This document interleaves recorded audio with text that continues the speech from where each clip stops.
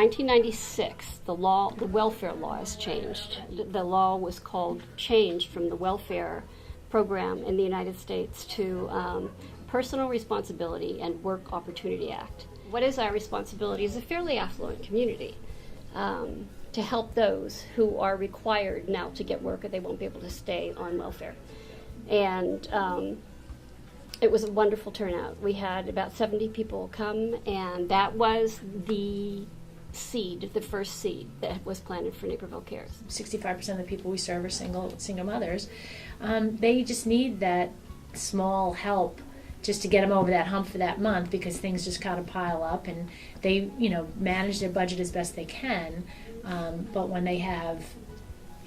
you struggle, you struggle. We had no location, we had no volunteers, we had no telephones, we had no papers, we had no stamps, we had nothing. We really started out with absolutely nothing except a lot of faith that we could do this. It was really an eye-opener to see how many people were, in need in the community, how many people, living from paycheck to paycheck, and, one car payment or one car repair, puts them behind and have trouble making their rent.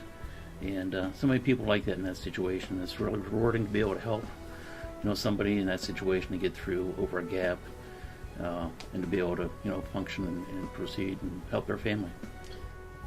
As word went out and other churches and organizations knew of Naperville CARES, they began to refer to us. And so the community then also began to know more and more about us. If you look at our fiscal year last year, we got about 800 families called looking for assistance, and then we provided direct assistance to about 500 of those families. I was nominated to be the Volunteer of the Year by the YWCA, Outstanding Women of DuPage County, and that really, I think, helped our name get out even more, because there was a lot of publicity about that at that time. It makes you thankful for what you do have, and thankful that you can help people, and you try to help, then you try to help in other ways, through your church or through the community, in other ways that you realize that there's this need.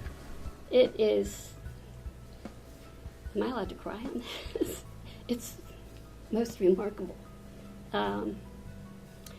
I would never have believed that we would have come as far as we have and been able to help as many people as we have. And I'm also extremely grateful for all the volunteers who took over after me, because Janet Derrick, who's now the director, was a volunteer at one time.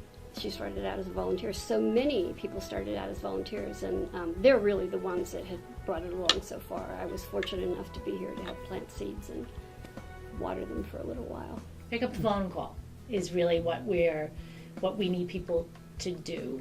And again, if we cannot serve them, we will connect them to another organization that hopefully can.